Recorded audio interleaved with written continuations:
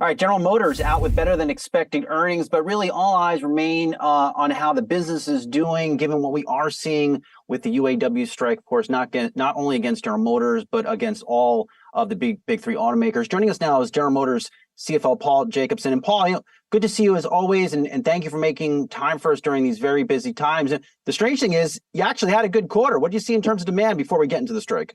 Well, thank you, Brian. First of all, I really appreciate the opportunity to be here and share the success and the results of the entire GM team and what we were able to do. You know, the vehicles that we're producing are the best in our history, and customers are continuing to respond well to them. So it was a really strong quarter for us, notwithstanding the impacts of the strike, which did hit our quarter by about $200 million from the early days of the strike. And, you know, we estimate that so far in the fourth quarter, it's been about $600 million through yesterday.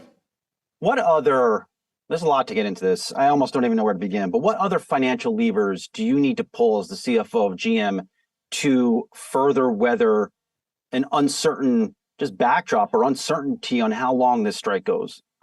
Well, I think, you know, whether it's labor or it's the macro economy, the consumer, we've been preparing and making sure that we try to get ahead of cost increases and any downturns as quickly as possible. So earlier this year, we announced a $2 billion cost reduction program. We're well into that. We actually added another $1 billion to that to bring our total cost down by $2 billion net of depreciation in 2024. So we saw some of these headwinds coming, and we've been working proactively to do that. You know, one of the other things that we've done and what we've announced today is, or last week, was the delay of the Orion truck plant 2. You know, we've seen a little bit of a slowdown in the rate of growth of EV adoption. Our EVs are still selling very, very well in small quantities that we're producing right now. But we saw this as an opportunity to delay that a little bit, save some capital. It'll save about $1.5 billion in capital next year, but also given us an opportunity to look at engineering improvements that we've seen through the process that are going to ultimately improve the profitability of that vehicle when it's produced in 2025. So really looking at all corners of the company to try to find savings and a way to, you know, keep the momentum going. Yeah, your CEO, Mary Barra, in her shareholder letter, Paul, said something very interesting in my view. You know, she said she's interested in an offer that does not, just quote, does not put our company and their jobs, the UAW jobs, at risk. Is what the UAW continues to demand, would that put the company at risk? Well, you know, I don't want to get into specifics. We'll leave that at the bargaining table. But I think what we've said from the beginning is, you know, our employees produce the best vehicles in the world and should be rewarded for that. And we put an offer on the table that does that. And importantly, it allows us to compete in the new sector. When we look at EVs, when we look at foreign competition, that's something that we've got to look out for the long-term benefits of not just the employees here, but the employees of tomorrow as well.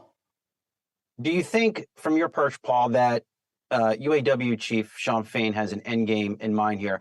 Look, I've been watching his updates every Friday. I see him wearing T-shirts and saying, "Eat the rich." I see someone that is just enjoying this moment to the fullest.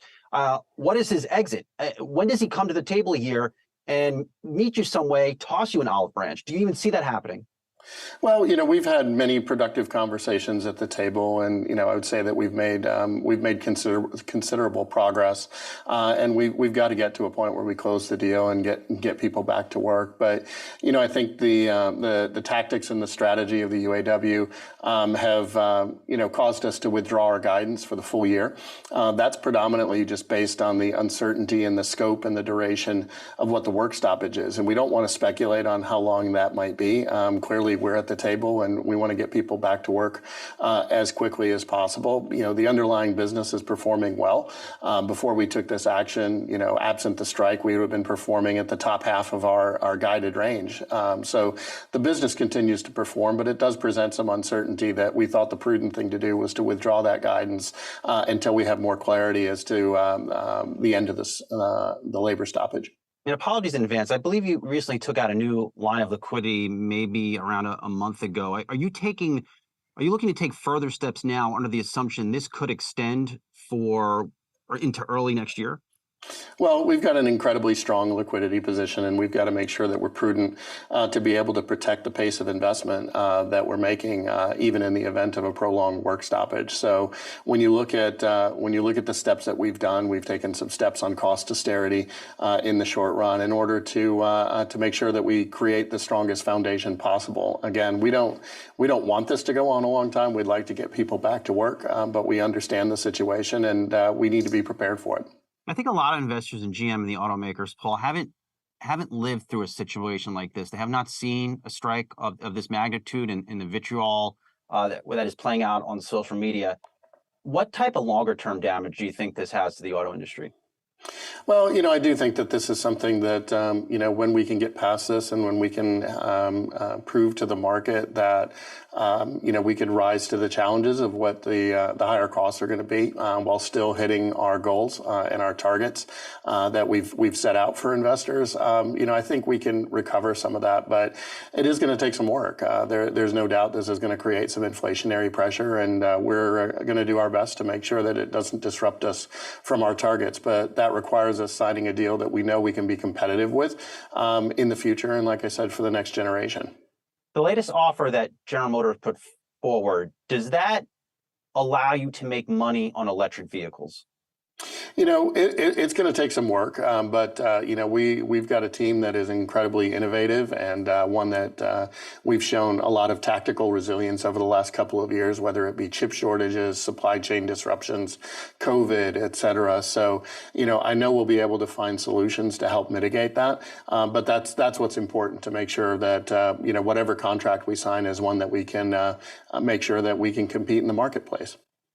You mentioned just some slowing demand for EVs, and it's something we heard about from Tesla too, and Elon Musk on his earnings call. Would you attribute that to higher interest rates? I don't know that it's higher interest rates or it's, the vehicles that are out in the market. When you look at the vehicles that we're producing on the Ultium platform, they are purpose-built EVs. So in terms of range, functionality, capabilities, we believe they're meeting customers' needs. A lot of the vehicles that are out there right now are vehicles that were put together, rushed to market, may not have the same capabilities. So while we're producing in limited quantities, and it's certainly growing, we had 2x the Ultium deliveries in 3Q that we did in 2Q. We're moving rapidly towards that. We know that customers love them, and we're in the process of scaling that business up. So we feel good about the demand for our vehicles, but there's no doubt that there's a little bit of a slowness. Now, I don't think that EV adoption across the board is going to be a smooth line. I think it's going to be something that's choppy, and that's why we have such a great hand to play, because we've got a really strong ICE franchise that is doing tremendous things, and the products that we're putting out are better. Customers love them, and they're contributing higher margins as well. So the ICE franchise is doing incredibly well, and we've built a lot of flex in the system to make sure that we can respond to changes in the demand set. All right, we'll leave it there. General Motors CFO Paul Jacobson, thank you for giving us time. Again, I know these are very busy times, uncertain times, so we appreciate you making time for Yahoo Finance. Thank you. Thank you, Brian.